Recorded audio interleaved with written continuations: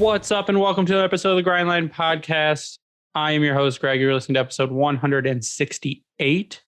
I'm here tonight with Ryan and Tyler. Hey. And it's been a week, guys. It's the Red Wings. They're now officially eliminated from the playoffs. They actually had a decent game against Columbus, got completely fucked by the refs. There's just some stuff going on. There's been some signing news. There has been some rumblings of college free agents. There's been some improved players, and we got quite a bit to talk about tonight. But how are you guys doing? How is it that the officiating continues to get worse? Legit question. I know that you can't hang your hat on poor officiating because your team should just be able to win a game. Sure, you should be able to overcome poor officiating. That too.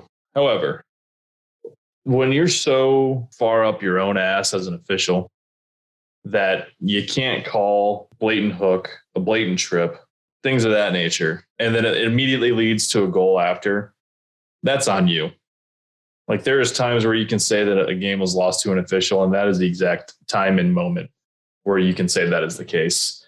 And it's one thing after another. Larkin got boarded again this weekend.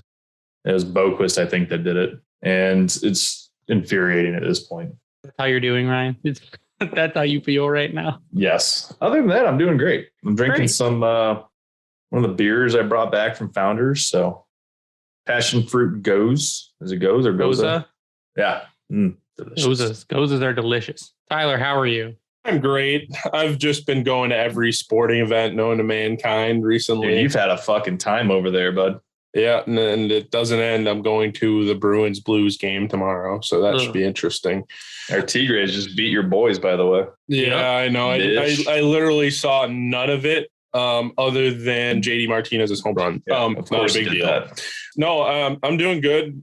We went to the Frozen Four this weekend. We only got to catch the national championship, which we actually saw Three Wings win a national championship with Denver, which I'm sure we will talk about a little bit, or at least mention. Not really. You can talk about it now if you want. How'd they look? I thought Mazer was fantastic. That's what they say. He's good.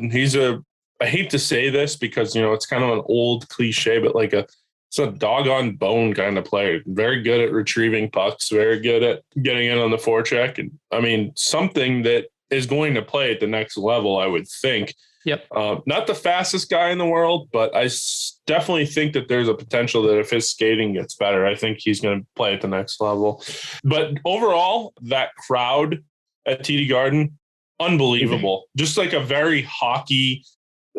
There's no real other way to explain it other than it was a hockey crowd. Like, it was fantastic. The crowd was into it the whole way.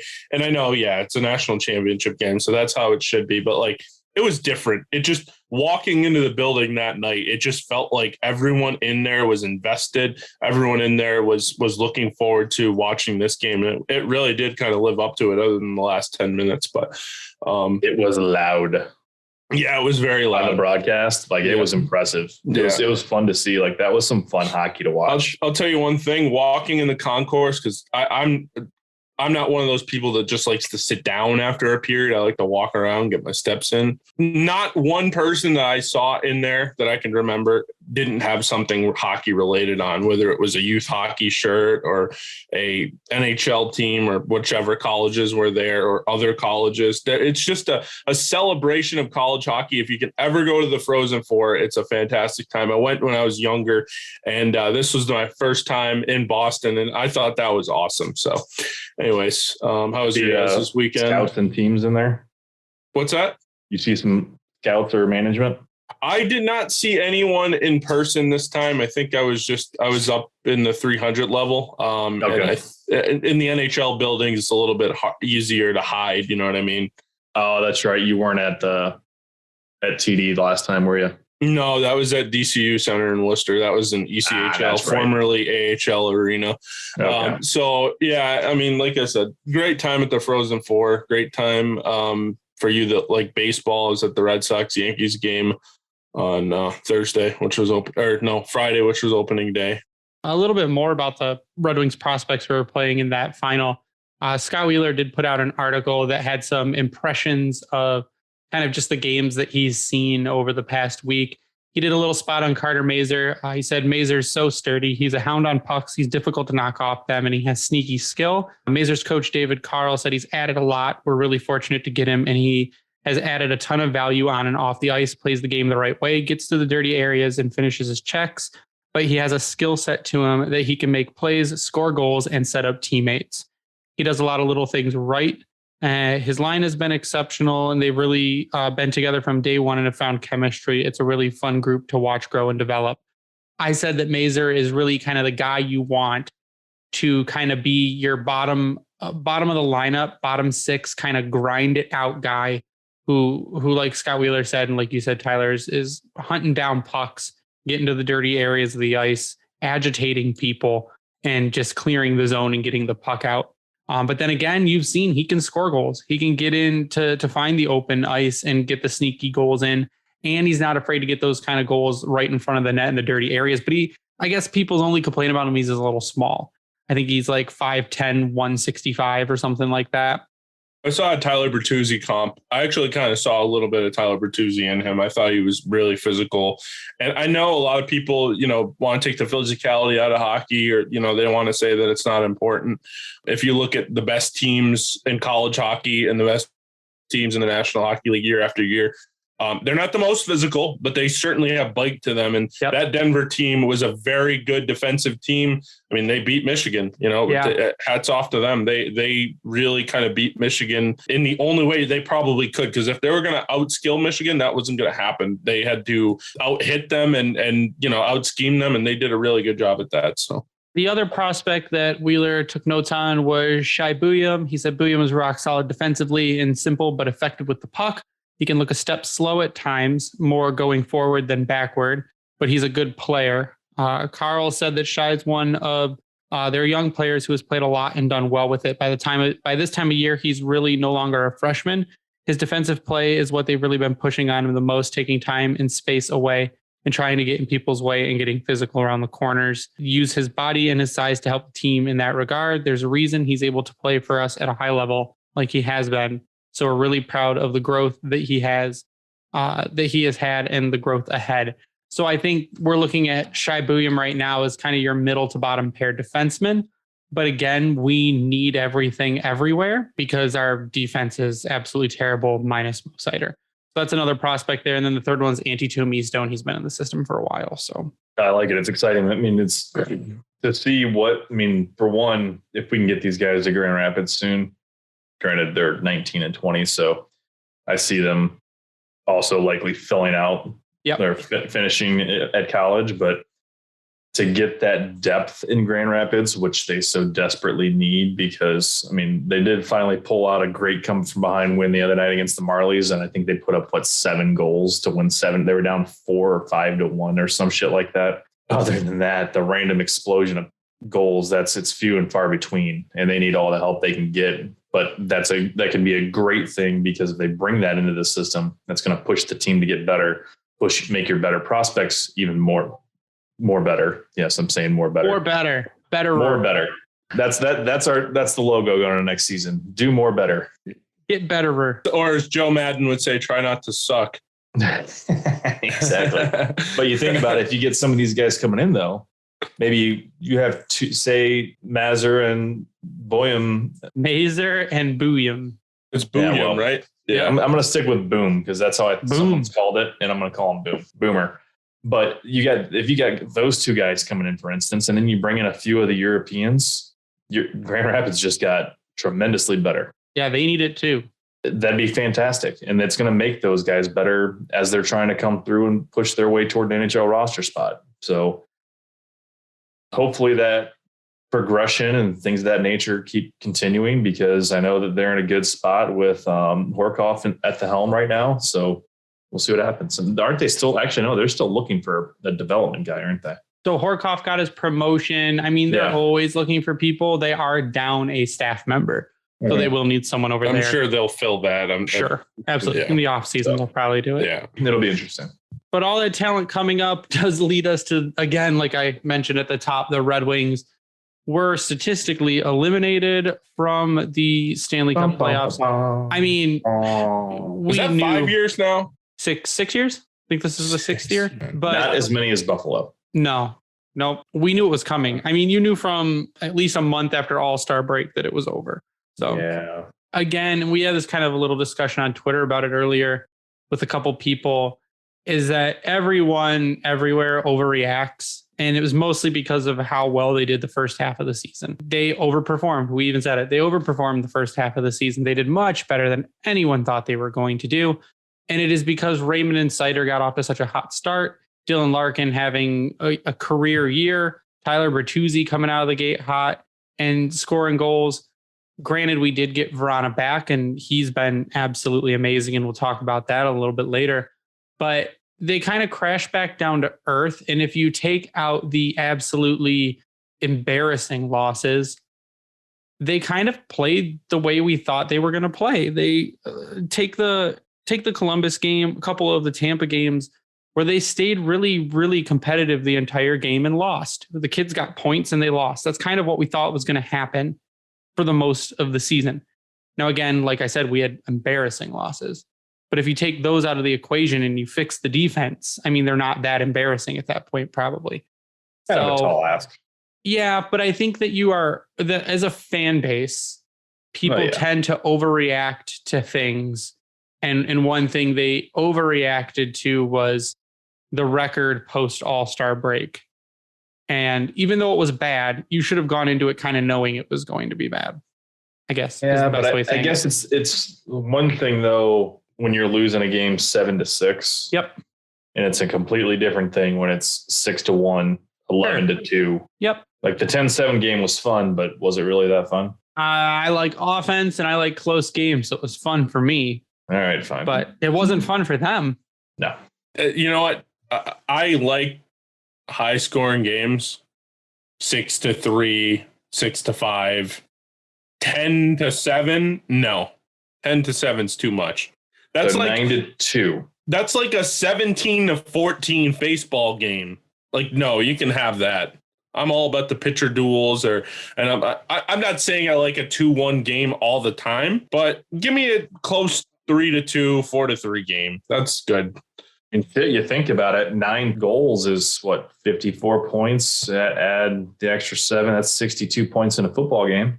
People would be losing their shit over that. Yeah, that's 63. True. Especially here in the Big Ten.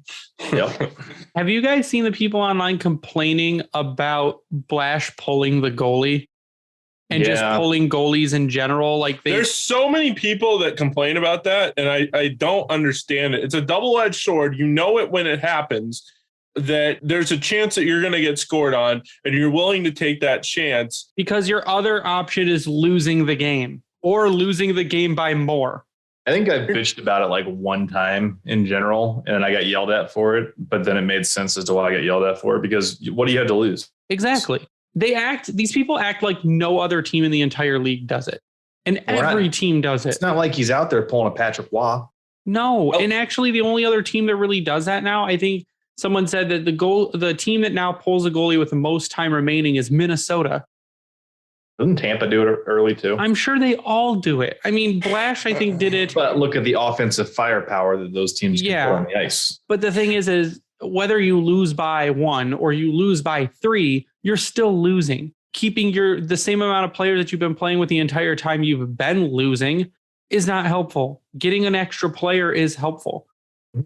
Generally. I hate it because it'd be Detroit's luck where they're going to score too quickly and then just get scored on anyways.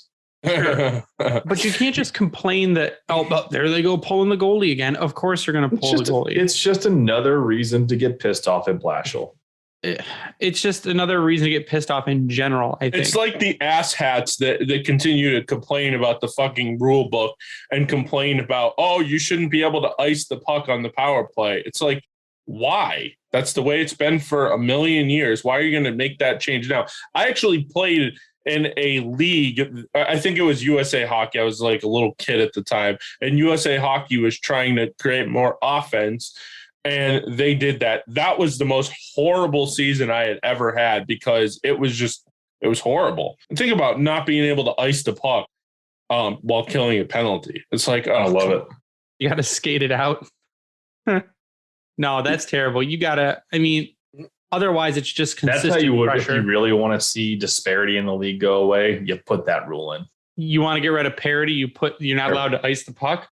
Yeah, get rid of the parity. You just have the teams that are so fucking good, just pin these awful teams on, and then you have these 9-2 games. Yep. No, thank you. And I said disparity, I meant parity. That's what it would be, Ryan. It would be disparity. It would be an absolute debacle if that happened in the NHL. Oh, it'd be a shit show. But see, now that's the double-edged sword, though. Do you want more scoring? No. I like the way the league is right now. I think the league right now is in a perfect spot where if you like physicality, there's still enough physicality in the game to justify it being to the point of violent, because hockey at its core is a violent game, and that's not going to change. Now, on the other hand, if you like speed and skill, this is a great time too, because there's, let's face it, a lot of good young players still, and some of the old guys are still kicking and playing really well. So, I mean, this is a good time to be a hockey fan, really. And I would hate to see them put something stupid like that in the game. The game has never been faster or more skilled than it is right now. Yeah. I would argue it's too fast, to be honest with you. Debatable. But speaking of old guys, fuck Ryan Getzlaf. Oh, he retired, isn't he? He's retiring? He's going to retire, but he's not yet, so fuck him. Okay, thanks, Ryan. Congrats on a great career. Look up his bullshit with Svechnikov from the other night. Yeah, he's a pain in the ass. But he's not Corey Perry, though, so. No, Corey Perry's a dickbag. No, but they did play together for a long time. They so did. really, Yes, they did. Who got it from who? If we want to pull ourselves out of the darkness and towards the light a little bit, I guess. There's a lot of good things we're talking about. It's not the Red Wings and their pain. So yeah, the Red Wings actually, now it was rumored for a bit.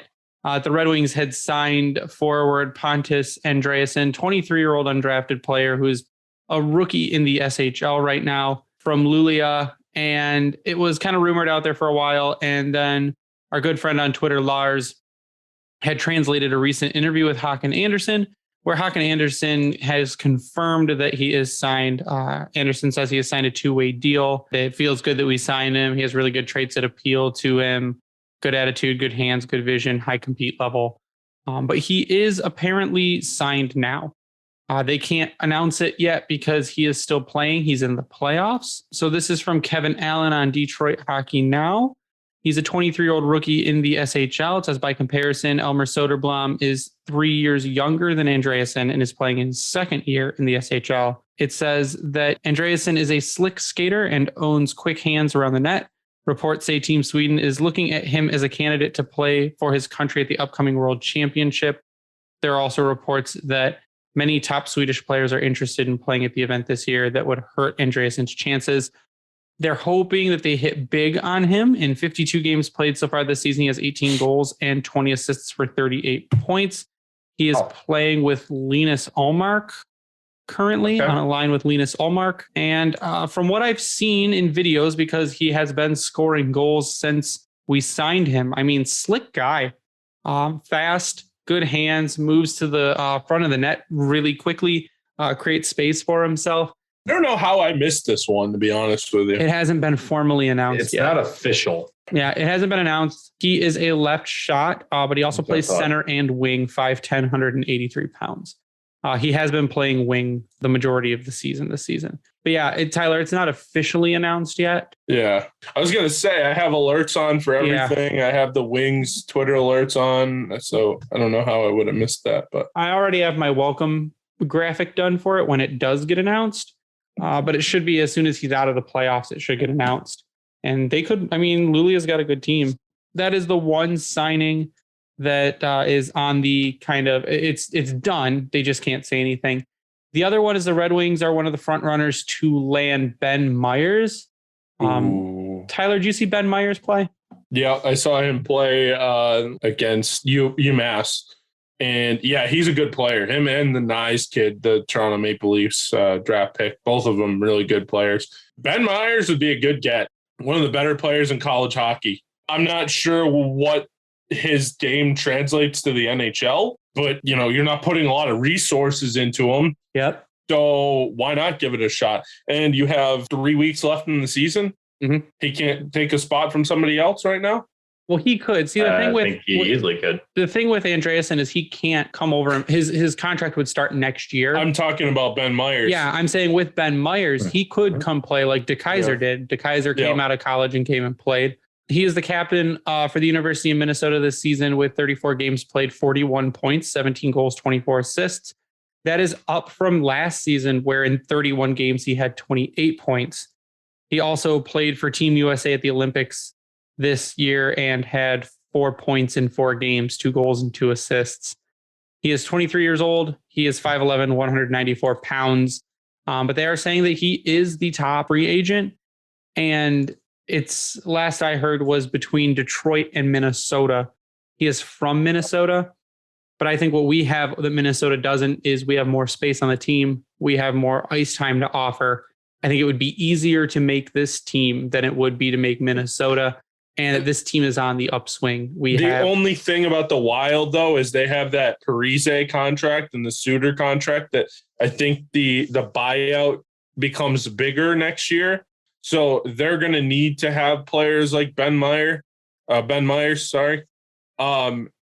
And I guess that would be the only thing that I could argue against. Other than that, I mean, it would be a good get for the Wings. It really would. I mean, he had 41 points in 34 games. And for you people that don't watch a lot of college hockey, that is impressive. College hockey it's a lot of stop and start because it's only every weekend, and, I guess oddly once in a while you'll play a Thursday night game or something, but mostly it's Saturday, Sunday or Saturday or Friday, Saturday. So that's impressive to have 41 points in 34 games. And, and that's at a big school. The University of Minnesota was in the Frozen Four this year. That would be a good get. And you're not putting a lot into it. There's not a lot of resource that you would have to grab from to put him or to sign him. 2 years, $950,000 a year. Yeah, that gets it done.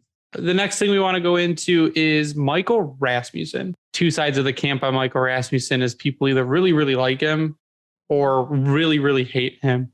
He has gained a lot more likes recently than not. The beginning of the season, Rasmussen was not great. And then he started to pick it up towards the All-Star break, and post All-Star break, he's been solid. I can't think of a better developed player this season. Not just better statistical wise, but better developed player this season than Michael Rasmussen, because we had always made fun of Michael Rasmussen for falling down and not being able to keep his balance and just not shooting when he should be shooting, not finding open ice. Feel like it was going to be Thomas Holmstrom. And we're like, I don't know. But lately he's picked it up in the goal department. He's making his physical presence known on the ice. His skating has improved. I would say that Michael Rasmussen is probably the most improved player from last season to this season. If I were to hand that out right now, it'd be Michael Rasmussen. But Ryan, you pulled up the stats on him first. I had you pull the stats first half versus second half. Yeah, I got first half versus second half. And I mean, if you look at points, nothing really, strictly the points, nothing really sticks out. Like going for the first half, and I did this on a 35 game split. He had 12 points, 3 goals, 9 assists. But when you look a little bit deeper into it, and I really shouldn't say deeper, you just kind of go across the stat sheet, he had a 5.3 shooting percentage. When you look at games 36 through 70, and I'll even do this post All-Star break since you mentioned it, so I just did that real quick. He's shooting at a clip of 17.3% with 9 goals and 2 assists. So he's got 1 less point over the same time frame, but he's shooting far better. You've also seen the way he's been in front of the net and just been more like kind of what we expected, I guess you could say, where he's just a dominant force. Yep. But since post All-Star break, he's got 8 of those 11 points, 7 goals, 1 assist, and he's got a 19.4 shooting percentage. Yeah, that's crazy. He's just out there wreaking fucking havoc. In his time on, the funny thing is I was like, well, maybe his time on ice has changed. Maybe he's gone way up in time on ice, and he really hasn't. His time on ice has gone down over 2 minutes since for the second half. For the first 35 games to the second 35 games, he's gone from 15-21 to 13-13. I mean, I hate this. I hate looking at if you look at the game log and the time on ice charts, they're all over the fucking place. One night he's got 2 minutes less than the next night. He's got another 2 minutes added on. Then you even out. Then you go back down 3 minutes, then up 5 minutes. And we had talked, that's part of the reason that a lot of players are not excelling right now with Blash, is because his player management and deployment, no one's getting a consistent amount of time. I think that's one of the big things. But if you look at Rasmussen last season versus this season, and in a lot of the categories, I mean, right now, last season in 40 games played, he had 7 takeaways and 9 giveaways. This season in 70 games played, he has 25 takeaways and 15 giveaways. So he's doing a lot more stick work and he's getting better defensively. He has 113 hits so far this season, a 49.6 face-off percentage, which is up over 44.4 last season. He says ATOI is actually down 30 seconds on the season from last season too. And his shooting percentage last season was a 4.8, and right now it's at an 11%. All in all, I mean, like I said, most improved player. And what's funny is we talk about PDO when we talk about Zadina and not being lucky. If you're below 100, it's generally you're not as lucky. He's at a 95.4 right now. So Rasmussen's doing all of this with still a relatively low PDO. Again, just I guess for all situations, he's getting more defensive zone starts than offensive zone starts at 57%. You know, I hate to be this guy, and I'm not really shitting on him. Maybe it's just a coincidence in how things have gone, but it feels like as the games get less and less important, Michael Rasmussen shines. Now, I don't know if that is a good thing or if that is a bad thing. I would say maybe it's just a coincidence. It just feels like when the games become not so important and, the season's basically over, or, they're mathematically almost eliminated from the Stanley Cup playoffs, and now they are eliminated, it seems like his game gets better. Well, I would argue, Tyler, that the games for all of them are very important right now because they're playing for spots on the team next year. Yeah, I guess that does make sense. If you say that, well, we're eliminated from the playoffs, or this game doesn't matter, and you sit back and you don't play well, I mean, you risk not having a job next year. And Larkin even said that. Larkin's like, these guys are playing for jobs. They're playing to keep playing the game they love. That's what they're doing right now. And Michael Rasmussen just seems like things are starting to click. And we know that it didn't help him to have to play in the NHL so early. That was one of the big issues, is that he had to go directly from juniors to the NHL because of the CHL agreement. He couldn't go to the AHL. There was nothing left for him to do in Tri-City. So he went directly to the Red Wings, and that, I mean, he took a step back at that point because it's a huge jump. You go from playing with kids to playing with men, and a lot of games and a lot of ice time. And it's not conducive to development. And then last year wasn't super great, but this year, like I said, past All-Star break, it's just things are starting to click with him, and he's actually looking really good. And it's impressive. And it's what we need, because we need to solidify our bottom 6. Our top 6 has been, in all respects, a good top 6. It's the bottom 6 that just needs some goal scoring help. They need to be good defensively. They need, if anything, they need to be able to stop chances. And it seems like the past little while here, they've been doing that more. I mean, Sam Gagne's been good the past 4 or 5 games too. So yeah, I mean, Rasmussen just feels like he's definitely played much better over the last 2 months. I mean, he's been a lot more physical. He's been more involved in front of the net, which is, his MO really, and really where he should strive to continue to become better at, because, I know he wants to play center, but could he become a winger and become one of those Tomas Holmstrom kind of players where he picks up garbage in front of the nets and makes a really good career out of it? He's a big enough guy. He's a strong enough guy. And, I feel like that could be his MO, really. I mean, maybe he can do it as a center. I like his game. I really do. I've never been one of those people to say that I don't like Michael Rasmussen. I have said in the past that I don't think he's going to live up to where he was drafted. Oh, I think we all agree on that. Yeah, that's not his fault. In games that the Wings have won, Rasmussen's averaged higher amounts of ice time. I'm looking at the splits for the season, but in all the games that they've won, he's been on the ice more. Well, right now, if I look at Evolving Hockey's GAR chart, he has a positive even strength offense. His even strength defense is just a negative 0.3, which isn't terrible.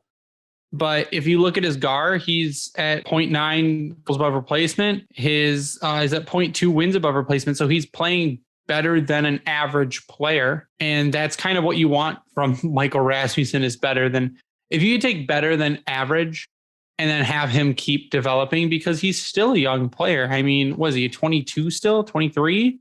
He's almost 23. Yeah. So, I mean, he's still relatively young. Now, the other in a week. Other player, people are trying to say, well, is this player going to be like this one? So I said, could you compare Elmer Soderblom to Michael Rasmussen? And we said, no, not really, because they're both big, but Rasmussen is more physical. Elmer is not as physical. Elmer is going to I think Elmer has better hands than Rasmussen has. Rasmussen may be a better skater than Elmer is, and that's probably just because of size currently. But are they going to be? I would say they're not a similar player to where you could even put them on the same line and give them a center like a Joe Veleno. So if you had two Giants and a Joe, I think that would be an interesting line to see out there, because they both have scoring ability. Now Rasmussen's going to be that more down low, kind of in your face scoring, and Soderblom will cut to the front and score, or he has a wicked wrist shot and can score from a little bit further out. But I think if you gave them a setup guy like a Veleno, who also has scoring ability, I think that a third line of a Veleno, Rasmussen, Soderblom would be a good line. Biggest thing I'm taking away looking at his stat line, if the more he's on the ice, the odds are better that Detroit wins. In all of their wins, he's averaging just shy of 15 minutes a game. In all of their losses, he's on the ice for under 14. And he got top line, I mean, deserved, not placement wise, but probably not placement wise, but he got deserved top line minutes for how he had been playing, and he didn't look out of place. He kept up with Raymond and Larkin, and which is great to see. Let's speak to what we were talking about before, where you can tell this season his skating has vastly improved. Yep. Not only in the fact that he is deceivingly quick, I think it's just because he looks like a fucking giraffe out there, but he gets down the ice fast. Maybe fast is a stretch of the imagination, but he's not slow by any. He's not Danny DeKeyser. He gets down the ice, not slow. Yeah, he's not DeKeyser. And then he's using that speed and his body to get his positioning and make things happen, like you said. So there's not much more you can ask for out of a depth forward, other than the fact that, like I said, maybe it's just coincidence, but when he's out there more, they're winning. So I think you're looking at the future. You kind of got to go, who are the guys that we're replacing in the bottom six, and where can we make improvements there? And right now you've got a Sam Gagner, who, I mean, by all accounts, will probably not be back next year. And you've got a Sundqvist. Sundqvist should be back. You've got who else you got on your bottom six you're getting rid of? Adam Ernie. Adam Ernie will be gone. And you're keeping guys around like a Rasmussen, and they can make up for that. Like I said, Gagne's been better recently. Can Rasmussen fill the Gagne shoes? And I think he's done it well enough this season to do it. And he'll only keep getting better because he's so young. Again, Mitchell Stevens came back from injury. Mitchell Stevens had a point in his return and looked good. So you're looking at these bottom six guys like a Ernie, like a Gagne, and you're saying, what happens when those guys are gone? Who steps in? And you got guys already on the roster that are, I think, going to do more than well with those minutes or in those situations. I can't really say any bad things about Michael Rasmussen as how he's playing right now.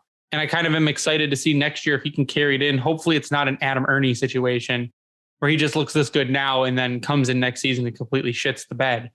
But I'm excited to see going forward what he can do, because he's got to prove the haters wrong. And there were plenty of people that hated Michael Rasmussen, I think based solely, like you guys said, on the fact that he was drafted so high, and he shouldn't have been. But is that where we're at with Zadina? No, because Zadina should have been drafted that high. That's the thing. He had the profile to be drafted that high. He actually had the profile to be drafted higher. At one point, he was a top 3, like mocked as a top 3. I don't think Michael Rasmussen was mocked as a top 20. I'd have to go back and look, but he wasn't mocked at 9. So before we move on to the last section of the night, I just need to read a quick message from our sponsor, DraftKings. The NHL season has been packed with dirty dangles, hat tricks, and big wins. As the action rolls on, DraftKings Sportsbook, an official sports betting partner of the NHL, has your shot to win big too. New customers can bet just $1 on any team and get $150 in free bets if they win. That's right, a bump in the win column for your team means free bets for you. If Sportsbook isn't available in your state yet, you still have a shot to light the lamp. Everyone can play for huge cash prizes with DraftKings daily fantasy hockey contests, and DraftKings is giving all new customers a free shot at millions of dollars in total prizes with their first deposit. Download the DraftKings Sportsbook app now, use promo code THPN, bet just $1 on any NHL team, and get $150 in free bets if they win. That's promo code THPN at DraftKings Sportsbook, an official sports betting partner of the NHL. 21 or older, restrictions apply. See show notes for details. The other player I wanted to talk about tonight, and we can just gush for a little bit, is Jacob Vrana. Is so good at hockey. I really can't say anything else because since coming back from injury, I mean, the dude is absolutely insane. 16 games played, 14 points, 10 goals, 4 assists. He has 10 penalty minutes. He has 12 hits, 9 takeaways, 10 giveaways. Face-off percentage sucks, but he doesn't take face-offs. He's averaging 14 minutes and 45 seconds of ice time a night. I mean, last season he averaged in the 11 games he played 17 minutes and 16 seconds. Imagine how many more points he'd have if he had 17 minutes a night as opposed to 14. I mean, his Fenwick is at a 52.7%. His Corsi is at a 53.6. His shooting percentage is at an 11.5. His on ice save is at an 88.5, which isn't great. And he's getting more offensive zone starts and defensive zone starts as he should be. But I mean, we talked about him with Daniela. He scores at will. When he wants to score, he's going to score. And no one is going to stop him from doing it. And he's just so good to watch. I think Max had tweeted something and then Vrana scored. And he quote tweeted and he goes, "Oh my God." Just because what Vrana does is it's essences of Pavel Datsyuk at some points where it's just like, if you took drops of Datsyuk's talent, you kind of sprinkled him in there, you see flashes of it sometimes in Jacob Vrana. That pass he had to Zadina the other night was just oof. He just does unbelievable stuff. People say oh, well, next to Bertuzzi, Vrana's probably your next biggest trade chip. And right now, I can't do it, guys. I can't trade Jacob Vrana. He's scoring you goals. You can't get rid of that. I don't care what he does defensively at this point. You can't get rid of someone that has come in, missed almost the entire season. And now he's already your 9th best goal scorer in a fraction of the games. How much is that a testament to how good he is, which I know most of it is, but also how terrible our team is? It seems like when you need a goal, he scores out of nowhere. He makes something out of nothing. It's him or Raymond that does it. It's very Datsyukian. I'm not saying that he plays the same way or anything like that, but when they need a goal, they can kind of rely on him to score a goal. You know what sucks is that if he wasn't hurt all that time and if Fabry didn't get hurt, we'd have 5 20-goal scorers. Yeah, didn't Larkin just hit 30, didn't he? Yeah, he's at 31. Bert's coming up he's at 26. And then you got Raymond at 22, but Fabry, he got hurt, and now he got stranded at 17. Suter is probably not going to get there. He's at 13. Vlad was at 13 when he got traded at 60 games. And now you got Vrana, who's got 10 and 16. He would have had easily 20. If not, he'd be at 30. Yeah, right now, Jacob Vrana's goals above replacement sitting at a 2.6, which is high. I mean, you're scoring 2.6 more goals with him on the team than not. 4 guys at over 30 assists, about to be 5. Sider, Larkin, Raymond, Hronek, and Bert's at 28. And can I take a minute to toot my own horn with the Lucas Raymond predictions? Do you have those pulled up? Do I have our predictions pulled up? No, but I know mine. I said he was going to get 25 and 25 for 50 points, and he overshot it. Sweet. Oh, Greg. I think you guys were in the 30-point range, the 30 to 40. See, now we got somebody. We need a fucking admin assistant. I'll pull him for the next episode because we can talk about our predictions for the young guys and how they have met them. And I mean, they've far. You know, review that first episode to pull up how wrong we all were. They've far exceeded the expectations. The team has finally settled into what people were predicting. Yeah, but so that's the thing. That's fine. The team can still be bad. I mean, the team can still lose every game all the way to the end of the season as long as Raymond, Seider, and Larkin are getting points. That's fine. I didn't realize how much we had kind of fallen off the wagon until I finally looked. I saw fucking Blue Jackets fans like giving shit to Sports Gym. Really? I was like, aren't we like tied with them? And then sure enough, we're like 6 games behind them. Yeah, whatever. All I need is Larkin to finish the season with a point per game. That's what I need. As long as Larkin can be a point per game player, I think everyone will shut up because people are still saying he's not a number one center on a playoff team. And I'm like, God, guys, come on. Are we sure about that? What if the first line looked like Larkin, Raymond, and Vrana? Sure. What if you plop all season long? What if you plop Larkin in Washington? I mean, I can look at a ton of teams where if you put Larkin in there, sure, Washington, how many more points would Larkin have? He'd be, I think, well over a point per game player if he was playing on the top line in Washington. Yeah, he'd be setting up Ovi all the time. So I don't understand how people can still say, especially after this season, Larkin's not a 1C on any other team or on any. What would he be doing with Huberdeau and fucking in Ekblad? I guess I don't understand. I don't know if it's just that they don't like Larkin. There's still people that say he shouldn't be captain, and a lot of it. The team has been doing poor, and they take that out on him. Well, they wanted Bertuzzi to be the captain. Why would Bertuzzi be the captain of the Detroit Red Wings? Good question. It's old people. It's a lot of old people, and the old people are like, I hate to Dylan Larkin. Dylan Larkin cries about everything, and he complains too much. Is it because he has a hockey butt commercial? I don't know. I think that gives him an even better reason to be captain. Maybe that's it. But it's because they said that he complains too much. Stevie would never complain to the refs about anything. They watch that? Oh, please. Have you seen the clips where Yzerman gets pissed off?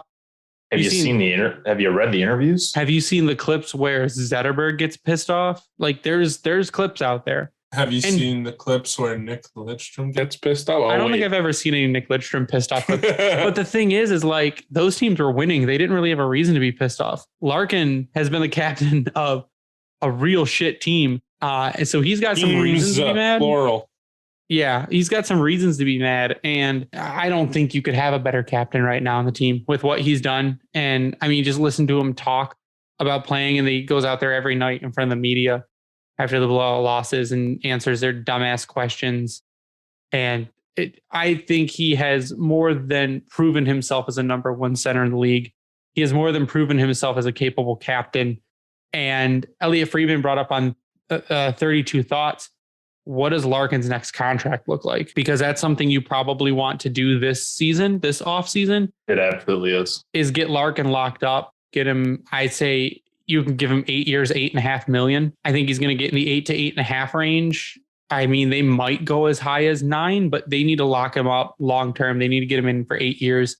And affordable. Yeah, because if you can keep Larkin in that 8.5 million range, I think in 4 years, that's going to be a real good contract with how much people are going to make if the cap actually starts going back up and keeps going up. It sounds like we get another $1 million here this coming season. So that's already step one. Don't spend it all in one place. No, but that's huge for Detroit because they've got that dead cap space coming off. So that was another thing Elliot Friedman brought up in 32 Thoughts was that he thinks that they could still weaponize their cap space this offseason. Oh, yeah. The big talk was that when does Yzerman actually start making a splash in free agency? They said they don't think it's this season, that you'll get fill-in guys that you can trade for at the trade deadline like they did with Nemestikov, like they did with Leddy, to get picks back, but also take on some bad contracts because they're going to be cap-strapped teams that are going to have to move out contract in order to be compliant or start bringing their cap down and playing some of their rookies. We might see a move like that. How did I think that Adam Ernie was gone after this season? I mean, he could be gone after this season. He might be the worst player on the team, not named Danny DeKeyser. They could totally, I mean, they don't have to buy him out. They could waive him and send him to Grand Rapids. That just ruined everything. Are you sad now, Ryan? Yeah, I thought he was gone after this year. No. I don't know why. No, he was signed to a 2-year contract. Yeah. Math. So, I mean, like I said, though, they could waive him and he could go to Grand Rapids. That's totally a thing. And then at that point, we would just apologize to Jen for sending her Adam Ernie, which I'm sure she wouldn't want. They'll probably actually crush it down there. Then they'll send him back up and like, oh, cool, you did great. Let's see if it actually cares or And then matters. And it won't. And then we'll fart noises. Again. But that's okay because we've got $5 million in dead cap, $4 million in dead cap coming back to us right there with retained salaries. I'm not even talking about Nielsen yet. And we've got we've got almost right around $8 million in dead cap coming back into useful funds because we've got Nemestikov and Leddy, their retained salaries. Nielsen's $4.25 million drops down to $500,000 next season. Yep. And then we still have Abdelkader for 4 more years. Yeah, but after next season, Applicators goes down by 1.2 million around there, 1.15. We're going to have money. And that's why I was saying, like, pick up a shit contract, throw them on your bottom six and let them play. And I mean, that worked out really well with Mark Stahl. We had to do that and we got a second round pick, and Mark Stahl has been on a lot of, like we said, a lot of nights, one of our better defensemen. And I'll do it again. At this point, you really can't not trust Yzerman to make trades like that. And to answer Elliot's question, I also don't think that they're going to make a big splash this offseason. And there's people that are saying, oh, they're going to pick up 3 forwards and 2 defensemen. And no, they're not. They need a spot for Berggren. The only other forward that could even think about challenging for a roster spot is Soderblom. You need a spot for Edvinsson on the defense. You could think maybe Albert Johansson might challenge for a defensive spot, but unless you pick up like a one center, like we talked about, Ryan Strome. There were people saying, do the Red Wings go after Johnny Gaudreau? I don't think so. That'd be expensive. It'd be expensive for a guy that really is a one-dimensional type player. Well, it'd be expensive, but then Prashanth made a good point that if you just did that with no other corresponding moves, then you're sneaking into the playoffs and you're an exit. You're putting yourself back in mediocrity is what you're doing. So it's more of a Ken Holland move of trying to save a sinking ship than it is to actually improve the team and take another step. I think plugging holes, getting picked for one more season. And even at that point, we could still possibly make the playoffs next season with even just bringing in a couple people and plugging holes and getting rid of players like Ernie and letting contracts drop off. So, and to Kaiser. And be healthy. Yep. And be healthy. That's it. I mean, if you can have Fabry back at the start of the season for the whole season and you have Vrana back at the beginning of the season, you can have him for a whole season. I mean, that gets you goal scoring right there. So. Yeah, I think we were lucky for a while there with Fabry. And then, of course, he goes and hurts the knee that hadn't been hurt yet. That's fine. At least it's not the knee that was already hurt, right? Sure. I think that's going to do it for us tonight. I want to get you guys' final thoughts before we sign off. And I am going to start with Tyler. Yeah, so my final thoughts are, well, by all accounts, this season is pretty much over. There's not much left to look forward to, I don't think. Not saying that, that there's nothing to look forward to, but I mean, by all accounts, this season, it's over. If you're a Tigers fan, go watch baseball. Yeah. Tigers. Stanley Cup playoffs coming up soon. And, I know most people are still interested, in other teams. So I'm interested to see what's going to happen in the Stanley Cup playoffs. Really, I guess, is the biggest thing here coming up for me. But it doesn't look like we're going to see Berggren or any of the other young guys. So, yeah, I mean, not really much left to play for. Honestly, at this point, it's probably better if they continue to lose. I know they've played better recently, but they might be better off losing just to see if they can, I don't know how much ground they can make up. But if they can make up even a little bit, I mean, they would be in good shape, I would think. Those were my final thoughts, and you can follow me at Twitter at SealDog91. I don't know. Enjoy the season as it comes to a close. I mean, it's the likelihood of us seeing anyone else of value, I guess, to us is pretty much zero. I don't think we're going to get to see a Berggren. We may not see a McIsaac or one of those guys get brought into the fold. If it does, but maybe because there's an injury that forces their hand, but enjoy what we got. Hopefully Raymond and Sider continue doing what they're doing and they can continue to garner those votes, even though they're on non-playoff teams. I think there's some bias that's starting to shine through for that rookie of the year stuff now, and Calder voting that, oh, these guys are helping their team win and blah, blah, blah, blah, blah. Like, okay, well, is that the purpose of the award, or is it how good they were? Yeah, how good they were, but based on the situation. So, I mean, you put Lucas Raymond on the wing with Austin Matthews, and he's probably putting up 40 goals. I digress. So just enjoy it while it's here. Season's almost over. Yeah, playoff hockey's fun, but it's not as fun when it's not your team. So there's my cryptic comments. So RD Ryan 33. You can follow me online at Bringing the Wing. You can follow the Grindline Podcast online at Grindline Pod. If you check out our merch on redbubble.com by going to redbubble.com and searching the Grindline. We also like to give a shout out to the Hockey Podcast Network for hosting our podcast. You can find them online at HockeyPodNet.